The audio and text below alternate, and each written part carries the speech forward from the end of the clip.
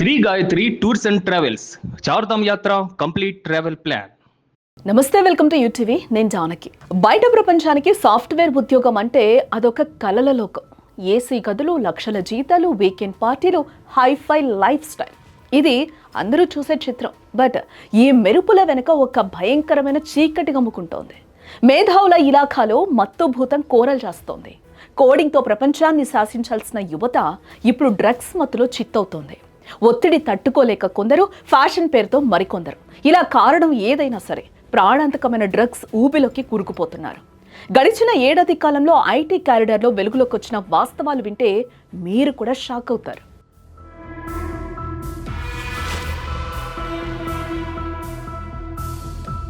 Bhagyanagaram global IT హబ్గా దూసుకుపోతోంది. వేల కోట్ల పెట్టుబడులు, లక్షలాది మందికి ఉపాధి. కానీ ఆ మాటను డ్రగ్స్ మహమ్మారికి కూడా విస్తరిస్తోంది.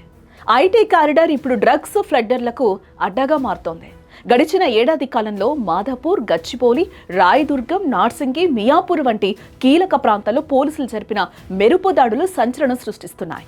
తెలంగాణ ఈగల్స్ మరియు స్థానిక పోలీసులు జరిపిన సోదాల్లో దాదాపు 125 మంది సాఫ్ట్వేర్ ఉద్యోగులు డ్రగ్స్ కేసులో రెడ్ హ్యాండెడ్గా పట్టుబట్టారు. ఇందులో చిన్న కంపెనీల ఉద్యోగులే కాదు, అంతర్జాతీయ దిగ్గజ కంపెనీల్లో లక్షల ప్యాకేజీలు తీసుకునే టెక్కీలు కూడా ఉండటం విస్మయానికి గురి చేస్తోంది. గంజాయి నుంచి మొదలుపెట్టి ఎల్ఎస్డి, ఎండిఎంఏ వంటి సింథటిక్ డ్రగ్స్ వరకు వీరు బానిసలవుతున్నారు. వినియోగదారులుగా మొదలై విలాసాల కోసం డ్రగ్ ఫెడ్లర్లుగా మారుతున్న టెకీల సంఖ్య కూడా పెరుగుతూ ఉండటం పోలీసులను ఉలిక్కిపడేలానే చేస్తోంది. అసలు ఈ విద్యావంతులు ఎందుకు దారి తప్పుతున్నారు? దీని వెనుక 2 ప్రధాన కారణాలు కనిపిస్తున్నాయి.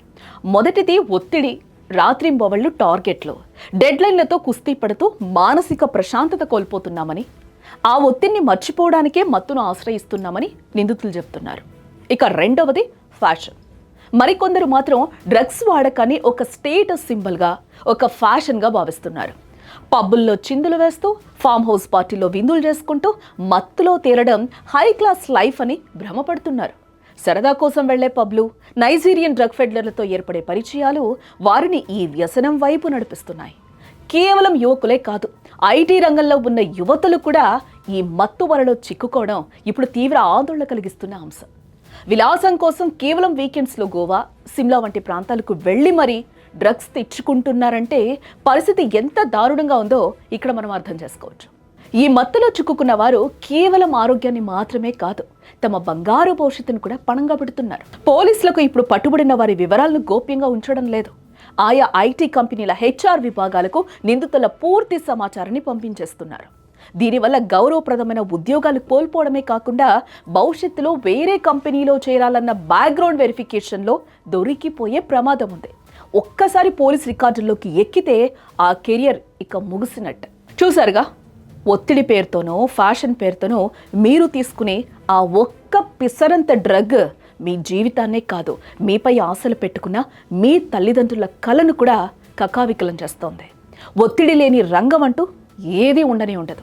దాన్ని జయించడానికి వ్యాయామం, యోగా, కౌన్సిలింగ్ లేదా ఫ్యామిలీతో సమయం గడపడం వంటి ఆరోగ్యకరమైన మార్గాలు కూడా ఎన్నో ఉన్నాయి. కానీ మత్తును మార్గంగా ఎంచుకుంటే మాత్రం చివరకు మిగిలేది జైలు శిక్ష లేదా శ్మశానమే. మత్తుకు దూరంగా ఉండండి, బంగారు భవిష్యత్తును కాపాడుకోండి.